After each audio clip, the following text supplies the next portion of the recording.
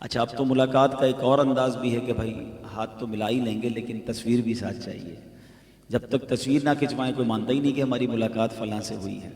ویسے یہاں چلے ایک مشورہ دے دیتا ہوں کہ اگر آپ کی کسی واقعی نیک شخصیت سے ملاقات ہو تو ان تصویروں وغیرہ کے چکر کی بجائے ان سے دعا کروایا کریں. پہلے ہمارے ساتھ بھی ہوتا تھا، لوگ آ کر دعا کا کہتے تھے کہ کوئی مسئلہ ہے دعا کر دیں، پرابلم ہے دعا کر دیں، مدینے جانا ہے دعا کر دیں. دعا تو آپ کر ہی دیں گے، اب تصویر کھنچوا لیں. اب لوگوں کو اس چیز کی زیادہ فکر ہے. بہرحال تو ملاقات یہ واقعی شوق ہوتا ہے.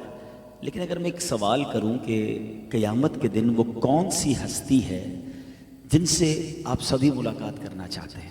سبحان اللہ، وہ ایک ہی ہستی ہے جنہوں نے روز قیامت ہمارے کام آنا ہے، ہماری شفاعت کرنی ہے، ہماری بخشش کروانی ہے، جناب رسول اللہ صلی اللہ تعالیٰ علیہ وسلم. اب میں نے اور آپ نے یہ سوچنا ہے کہ اس دن نبی پاک سے ملاقات کیسے پاسبل ہے. آج کہتے ہیں یار فلاں سے ملا دو. سرور کائنات علیہ الصلوۃ والسلام اپنی ملاقات کا فارمولہ خود دے رہے ہیں. اور ملاقات بھی کیسی؟ نبی پاک علیہ الصلوۃ والسلام فرماتے جس کا مضمون ہے کہ جو کوئی شخص مجھ پر دن بھر میں 50 مرتبہ درود پاک پڑھ لے، کل بروز قیامت میں اس سے مصافحہ کروں گا. اچھا، نبی پاک مصافحہ کریں گے، اس کا مطلب آپ سمجھتے ہیں یعنی مجھ گناہ گار کا ہاتھ پیارے آقا علیہ الصلوۃ والسلام کے مبارک ہاتھ سے ٹچ ہوگا. اس مس اور اس ٹچ کی ویلیو سمجھو. حضرت انس رضی اللہ تعالیٰ عنہ کے پاس ایک رومال تھا، ایک دسترخوان تھا. جب اس کو دھونے کی ضرورت پڑتی تھی نا تو آپ کسی واشنگ مشین میں یا پانی کی بالٹی میں نہیں ڈالتے تھے اس کو، بلکہ آپ وہ کپڑا جو ہے وہ آگ میں ڈال دیتے تھے. تھوڑی دیر بعد نکالتے تھے، میل سارا جل جاتا تھا، کپڑا کلین ہو جاتا تھا. لوگوں نے کہا حضور یہ کون سا طریقہ ہے کپڑا صاف کرنے کا؟ آپ نے فرمایا بات یہ ہے کہ کچھ عرصہ پہلے میرے آقا میرے گھر آئے تھے صلی اللہ تعالیٰ علیہ وسلم، اور نبی پاک علیہ الصلوۃ والسلام نے اس کپڑے کو ٹچ کیا تھا، ہاتھ لگایا تھا. وہ دن ہے، آج کا دن ہے، اس کپڑے کو آگ نہیں جلاتی ہے. بتاؤ جب کپڑے کو آقا ٹچ کر لیں اسے آگ نہ جلائے، جب امتی کو ٹچ کر لیں گے تو اس کا کیوں نہ بیڑا پار ہو جائے گا.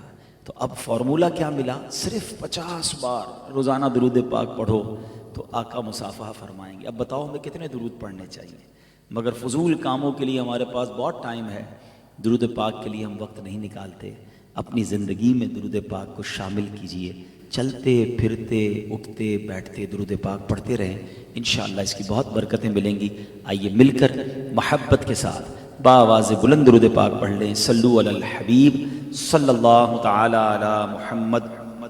اللہ وہ بچپنے کی پھبن، اس خدا بھاتی صورت پہ لاکھوں سلام. عرب کے لوگوں میں ایک معمول تھا کہ جب بچہ پیدا ہوتا تھا تو وہ بچے کو دودھ پلانے کے لیے دائیوں کے حوالے کرتے، اور وہ دائیاں گاؤں میں لے جاتی تھیں، ولیج میں لے جاتی تھیں. اس کی 2-3 وجوہات تھیں.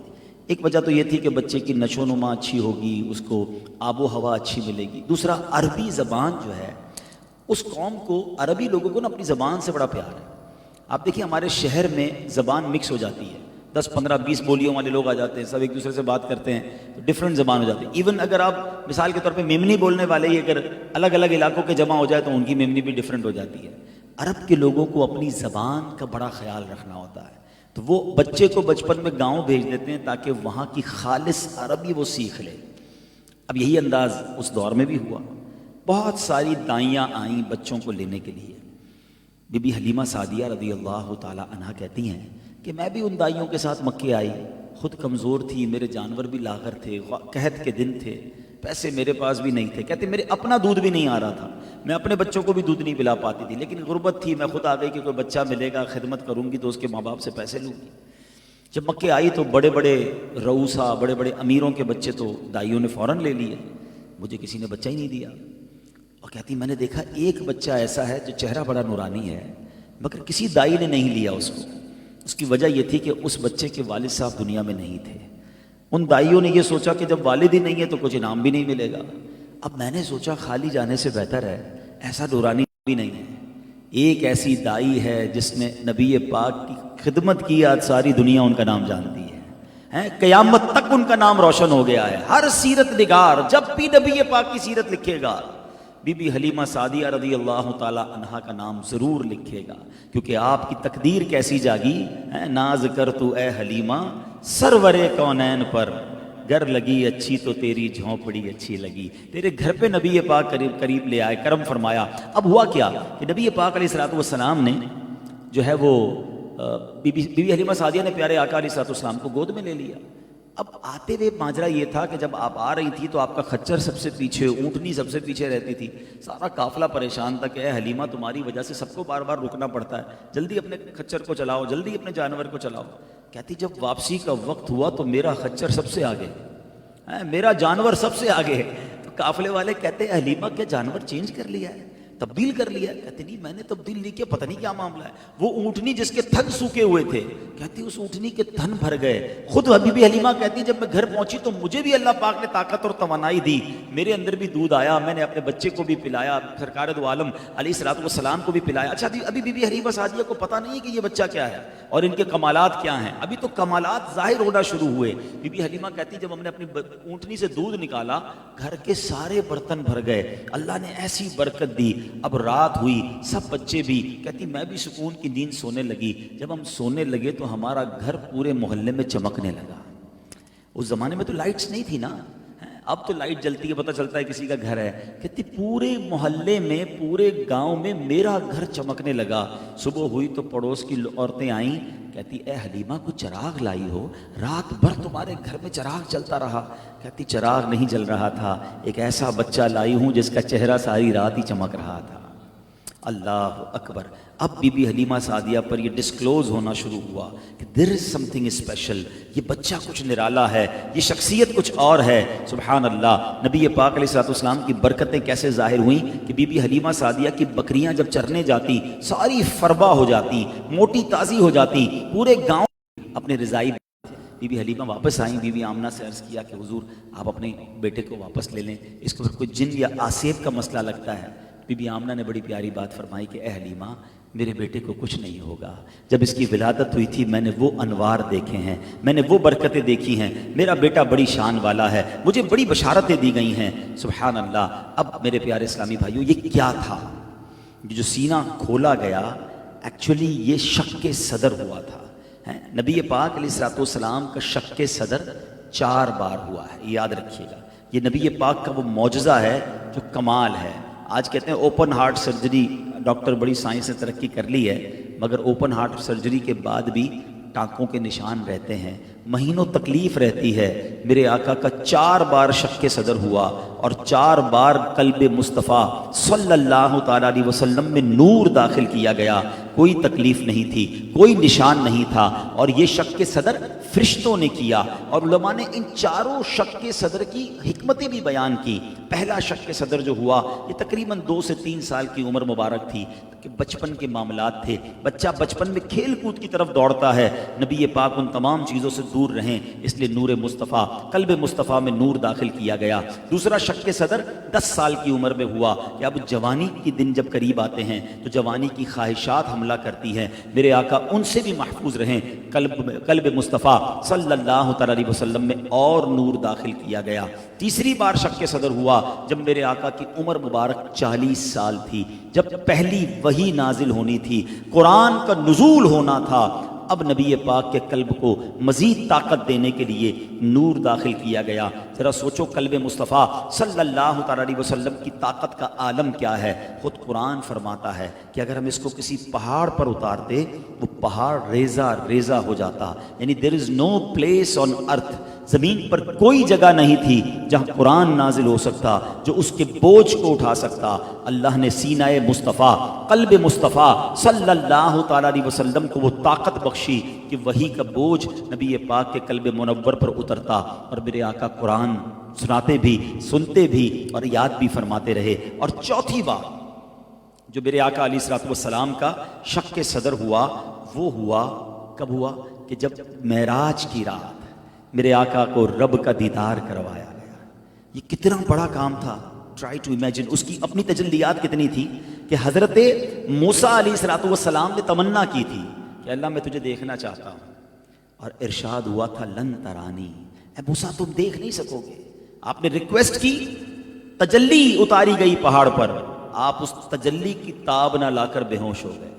جس رب کی تجلی حضرت موسیٰ نہ برداشت کر سکے اس کے دیدار کی عالم کیا ہوگا، اس تجلیات کا عالم کیا ہوگا۔ اب نبی پاک نے رب کا دیدار بھی کرنا ہے اور کلام بھی کرنا ہے، تو اب پھر شق صدر کیا گیا اور نبی پاک کے دل میں نور داخل کیا گیا، اس سفر کی تیاری کروائی گئی۔ اور یہ جو مقام ہے نا میرے آقا کا کہ رب کا دیدار کروایا گیا، یہ کائنات میں کسی اور کو نہیں عطا کیا گیا، یہ صرف شان مصطفیٰ صلی اللہ تعالیٰ علیہ وسلم ہے۔ سیدی اعلیٰ حضرت کمال کی بات فرماتے ہیں کہ حضرت موسیٰ نے کہا تھا کہ مولا میں دیکھنا چاہتا ہوں، کہا گیا لن ترانی، اے موسیٰ نہیں دیکھ سکو گے۔ سیدی اعلیٰ حضرت کہتے ہیں تبارک اللہ شان تیری، تجھی کو زیبا ہے بے نیازی، مولا تیرے راز نرالے ہیں، تیری شان بھی نرالی ہے۔ تبارک اللہ شان تیری، تجھی کو زیبا ہے بے نیازی، کہیں تو وہ جوش لن ترانی، کہیں تقاضے وصال کے تھے، کہیں منع کیا جا رہا ہے اور کہیں جبرائیل کو بھیج کر بلایا جا رہا ہے۔ وہ صلاۃ و سلام میں شعر پڑھتے ہو نا، اب ذرا اس کو تصور میں سمجھو تو اور لطف آئے گا کہ قصہ طور و معراج سمجھے کوئی۔ What is the difference between طور and معراج؟ طور پر کیا ہوا تھا اور معراج میں کیا ہوا تھا؟ قصہ طور و معراج سمجھے کوئی، فرق مطلوب و طالب کا دیکھے کوئی بے ہوش جلووں میں گم ہے کوئی۔ ایک طرف بے ہوش ہے حضرت موسیٰ اور میرے آقا جلووں میں گم ہیں، کوئی بے ہوش جلووں میں گم ہے کوئی، کس کو دیکھا یہ موسیٰ سے پوچھے کوئی، آنکھ والوں کی ہمت پہ لاکھوں سلام۔ تو یہ میرے آقا کی شان ہے اور یہ قلب مصطفیٰ کی شان ہے کہ اللہ کریم نے کتنی بار اس میں نور داخل کر کے مزید منور فرما دیا۔ سیدی اعلیٰ حضرت اسی قلب اقدس کے بارے میں کتنی پیاری التجا پیش کرتے ہیں کہ آقا تو جو چاہے تو ابھی میل میرے دل کے دھلیں، کہ خدا دل نہیں کرتا کبھی میلا تیرا۔ اللہ کرے کہ میلاد کے اس اجتماع میں ہم اپنے دل کے میل دھونے میں کامیاب ہو جائیں۔ ایک سوال ہے، ویسے اب تو ماشاءاللہ ربیع الاول کے مہینے میں کافی دن گزر گئے، آپ نے بہت ساری محفلیں اٹینڈ کر لی، بڑی رات بھی منا لی، امید ہے گھر پہ پرچم بھی لگائے، لائٹیں بھی لگائیں اور نیاز بھی کی ہوگی، جلوس میں بھی گئے، سب کیا۔ میری ذات میں کیا فرق آیا؟ اس میلاد کے مہینے میں میرے اندر کیا تبدیلی آئی؟ سب کچھ ہوا، میلاد کا دن بھی آیا، رات بھی آئی، نیاز بھی کھائی، لنگر بھی کھایا، نعرے بھی لگائے، بڑی اچھی بات، روزے بھی رکھ لیا ہوگا کئیوں نے۔ اینڈ آف دا ڈے میں بدلا کہ نہیں؟ کوئی ایک قدم، کوئی ایک سٹیپ فارورڈ ہوا سرکار علیہ الصلوۃ والسلام کی سیرت کی طرف کہ یار میلاد سے پہلے میں یہ غلطی کرتا تھا، اب میں بدل گیا، میں نے چھوڑ دی، وہ غلط کام چھوڑ دیا، میں نے نبی پاک کی یہ والی سنت اپنا لی، میں نے پیارے آقا کی یہ عادت اچیو کر لی، اپنے دل میں اڈاپٹ کر لی۔ تو لگا کہ یار میلاد آیا اور میں نے اس سے کچھ حاصل کیا اور میں بدلا، اور جیسا تھا ویسا ہی، نمازیں پہلے بھی قضا اب بھی قضا، جھوٹ پہلے بھی زبان پہ اب بھی زبان پہ، حرام روزی پہلے بھی کما رہے تھے اب بھی وہ سلسلہ ہے۔ تو پھر میلاد نے مجھے اور آپ کو کیا فائدہ دیا؟ چلے قلب مصطفیٰ کی پاکیزگی کی بات ہوئی ہے نا، میں دل کی ہی ایک بات کر دیتا ہوں۔ میرے پاس آج چونکہ وقت کم ہے، انشاءاللہ پھر کبھی آپ کے پاس آؤں گا تو ذرا تفصیلی بیان کروں گا، ابھی مجھے مدنی چینل پر لائیو جانا ہے، تو میں 2-4 منٹ میں اپنی بات پوری کرتا ہوں کہ دل صاف کرنا کتنا ضروری ہے۔ ہم میں سے بہت سارے ہیں جو اپنے دل کا علاج کی فکر رکھتے ہیں اور رکھنی چاہیے، ہم cholesterol, blood pressure, sugar test کراتے ہیں، اچھی بات ہے، کروانا چاہیے، اچھی نیت سے کروانا چاہیے، لیکن یہ ساری بیماریاں جو ہے نا، اللہ نہ کرے ایکسیڈ کر بھی جائیں تو کیا ہوگا؟ جان چلی جائے گی نا۔ مگر جو دل کی باطنی بیماریاں ہیں، اگر وہ دل میں گھر کر گئیں تو ایمان لے سکتی ہیں۔ اب بتاؤ کون سی بیماری زیادہ خطرناک ہے؟ ایمان لینے والی نا۔ اب ایک بیماری صرف ذکر کرتا ہوں جو بہت زیادہ عام ہو گئی ہے، جس کو دیکھو اس میں مبتلا ہے، اور وہ ہے حسد۔ حسد جس کو جیلسی کہتے ہیں۔ حسد کی تعریف کیا ہے؟ حسد کی تعریف یہ ہے کہ کسی کو کوئی نعمت ملے اور بندہ دل میں تمنا کرے کہ یار یہ نعمت اس سے چھن کر مجھے مل جائے، اچھا مجھے نہ ملے نا تو کم از کم اس کی تو برباد ہو جائے۔ یہ حسد جہنم میں لے جانے والا کام ہے۔ اچھا ایک اس کی جائز صورت بھی ہے کہ کسی کو کوئی نعمت ملی، آپ کہیں یا اللہ اس کو دی مجھے بھی دے دے، اس میں کوئی حرج نہیں، اس کو رشک کہتے ہیں، اٹس اوکے۔ مگر وہ والی جو حرام والی حسد ہے نا، وہ بہت سارے دلوں میں، انسان کسی کی کامیابی پر خوش نہیں ہوتا ہے، حالانکہ حسد اتنا برا عمل ہے کہ پیارے آقا علیہ الصلوۃ والسلام فرماتے ہیں حسد نیکیوں کو اس طرح کھا جاتا ہے جیسے آگ لکڑی کو کھا جاتی ہے۔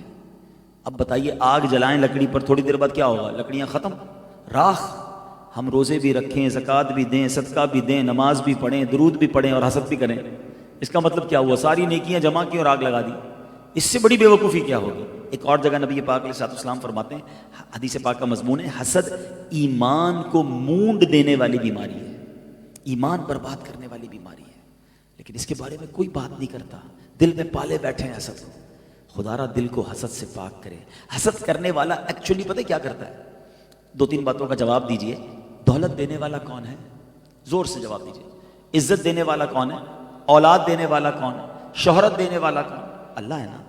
اچھا، کسی کو اللہ نے اولاد دی، شہرت دی، عزت دی، خوبصورت بنایا، اور حسد کرنے والا کو پرابلم ہو رہا ہے، تو دراصل وہ اللہ پر اعتراض کر رہا ہے کہ اللہ تو نے اس کو کیوں دیا، مجھے کیوں نہیں دیا؟ آپ سوچو اس سے بڑا کیا گناہ ہو سکتا ہے کہ بندہ رب پر اعتراض کرے۔ اس لیے حسد کو شدید گناہوں میں گنا گیا، کبیرہ گناہوں میں گنا گیا۔ تو خدا را پیارے اسلامی بھائیوں، اس بات کو سمجھو۔ اچھا، یہ حسد ہے بھی ایسا باریک کہ پتہ بھی نہیں چلتا اور دل میں آ جاتا ہے، اور یہ بھائی کو بھائی سے ہو جاتا ہے، بہن کو بہن سے ہو جاتا ہے، دوست کو دوست سے ہو جاتا ہے، یہ مذہبی لوگوں کو بھی آپس میں حسد ہو جاتا ہے بھائی۔ اچھا، دنیا میں سب سے پہلا گناہ کیا ہوا تھا؟ حضرت آدم علیہ السلام کو شیطان نے سجدہ نہیں کیا، وجہ کیا تھی؟ تکبر اور حسد ہیں۔ اور اسی طرح حابیل اور کابیل کا جو معاملہ ہوا، کابیل جو حابیل کو قتل کیا، کیا وجہ تھی؟ حسد۔ یعنی یہ اتنا پرانا گناہ ہے اور اتنا شدید گناہ ہے کہ بھائی کو بھائی کا قتل کروا دیتا ہے، مگر آج دلوں میں لے کے بیٹھے، فکر ہی کوئی نہیں۔ حالانکہ کیا پتا نمازیں، روزے، عبادتیں سب روز آگ لگا رہے ہو، نیکیوں کو اس طرح کھا جاتا ہے جیسے آگ لکڑی کو کھا جاتی ہے۔ ایک دو ایگزامپل دے دیتا ہوں تاکہ احساس ہو جائے، کیونکہ اس طرح کے بیان جب ہوتے ہیں نا تو خیال یہ آتا ہے یار یہ مولانا صاحب بات تو ٹھیک کر رہے ہیں مگر میں تو حسد نہیں کرتا۔ چلیں ایک دو ایگزامپل سے سمجھ لو۔ کوئی ایسا ہے آپ کے دوستوں میں، رشتہ داروں میں، پڑوسیوں میں کہ جس کی تعریف بیان ہوتی ہے نا تو آپ کو مزہ نہیں آتا، آپ کہتے ہیں کوئی اور بات کرو نا، اس کی بات کیوں کر رہے ہو؟ اس کی تعریف چبھتی ہے، it means there is something wrong, heart میں، دل میں کوئی پرابلم ہے۔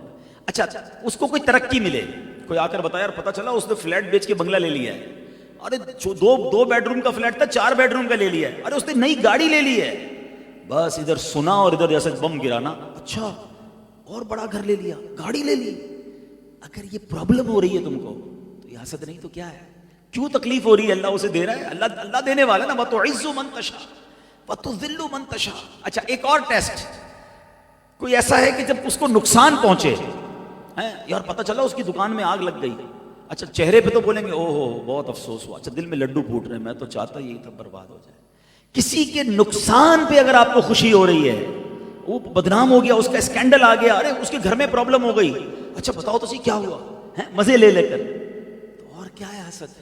کہ تمہیں کسی کی تکلیف پر خوشی ہو رہی ہے، بندہ اس پر تو رونا شروع کر دے کہ یا اللہ اتنا گندا دل ہو گیا میرا کہ کسی مسلمان کو پرابلم ہو رہی ہے اور مجھے خوشی ہو رہی ہے۔ اب یہ آپ چیک کر لیں، سب چیک کر لیں، رشتہ داروں میں، دوستوں میں، پڑوسیوں میں، جاننے والوں میں کوئی اگر ایسا ہے کہ جس کی تعریف اچھی نہیں لگتی، جس کا نقصان اچھا لگتا ہے، جس کو نعمت ملے تو مجھے ٹینشن رہتی ہے، تو پھر حسد اور کیا ہے؟ آپ کو ہو چکا حضرت حسد۔ اور مزے کی بات کیا، افسوس کی بات بتاؤں کہ جو حسد کرنے والا ہوگا نا وہ پرسکون نہیں رہتا۔ ہاں کبھی کبھی ایسے لوگ ملتے ہیں کہتے ہیں نیند نہیں آتی، ٹینشن میں رہتا ہوں، سوچتا بہت ہوں۔ چیک کر لو کسی کا حسد پال لیا ہے، کیونکہ تم جس سے حسد کر رہے ہو اس کا بگاڑ تو کچھ نہیں سکو گے، جب اللہ نے عزت لکھی ہے تو عزت ملنی ہے اس کو۔ ہاں تمہیں پرابلم رہے گی کیونکہ وہ بڑھتا رہے گا، تم چلتے رہو گے۔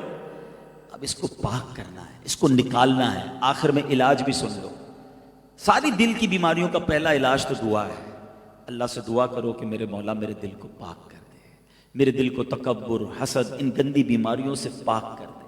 دوسرا طریقہ یہ ہے جو تھوڑا سا مشکل ہے، انجیکشن بھی تو تکلیف دیتا ہے نا، اینٹی بائیوٹک، وہ یہ ہے کہ اگر آپ کو پتہ چل جائے کہ یار میرے کو فلاں کی دولت سے حسد ہے، یا فلاں کی خوبصورتی سے حسد ہے، یا فلاں کی شہرت سے حسد ہے، ہو گیا کیا کروں؟ ہو گیا نا، کوئی بات نہیں۔ اب میں آپ کو علاج بتا رہا ہوں کہ اب اللہ سے دعا کریں کہ یا اللہ اس کو اور دولت دے، اللہ اس کو اور شہرت دے، اللہ اس کو اور اچھا عزت دے۔ اب آپ بولو یار میں کیسے دعا کروں، مجھے پہلے ہی اچھا نہیں لگتا۔ ہاں یہ تھوڑا ہے مشکل، لیکن جب آپ یہ دعا کرنے لگو گے نا آپ کا دل صاف ہونے لگے گا، آپ کلیئر ہونا شروع ہو جاؤ گے۔ اور پھر آ کر آپ کو کوئی بتائے گا نا یار پتہ چلا اس نے ایک اور گاڑی لے لی ہے، آپ کہیں گے لے گئی نا بھائی، میں بھی تو روز دعا کرتا ہوں کہ اللہ اس کو اور دولت دے، ٹینشن ہی ختم ہو گئی۔ ایک جملہ یاد کر لو، سب کا بھلا، سب کی خیر، سب کے بھلے میں اپنی خیر۔ ارے کسی کا بھلا ہو رہا ہے مجھے کیوں ٹینشن ہے؟ اچھا ٹینشن جب ہو کہ جب میرے اللہ کے پاس تھوڑے ہوں۔ مثال کے طور پہ میں احمد کو ابھی 10,000 روپے دوں کہ بیٹا یہاں سے بانٹنا شروع کرو، ہیں 1000 روپے، تو سب پیچھے والے بولیں گے ساڑی باڑی تو آنی نہیں ہے، 10 نوٹیں تو ختم ہو جائیں گی پیچھے آنے تک. پھر پیچھے والوں کی ٹینشن سمجھ آتی ہے کہ ہیں ہی 10,000. تم اس سے مانگ رہے ہو جس کے خزانے بھرے ہوئے ہیں، وہ جس کو دیا اس کو بھی دے، ساری کائنات کو بھی دے، مجھے بھی دے، پھر بھی اس کے خزانے ختم نہیں ہونے. پھر ٹینشن کس بات کی ہے؟ ہم چاہتے ہیں اس کی چھن کر مجھے ملے. کیوں چھن کر ملے؟ میرے اللہ کے پاس بہت ہے، اسی سے مانگو نا. اللہ اس کو بھی اور دے، مجھے بھی دے دے. ہے سب کا بھلا، سب کی خیر، سب کے بھلے میں اپنی خیر. جس دن یہ آپ نے زندگی کا اصول بنا لیا نا، آپ اتنے ریلیکس ہو جاؤ گے. آپ کو کسی کی ترقی میں پرابلم نہیں ہوگی، کسی کی عزت میں پرابلم نہیں ہوگی. میرا رب دینے والا ہے، اس سے مانگو، وہ اور تمہیں بھی عطا فرما دے گا.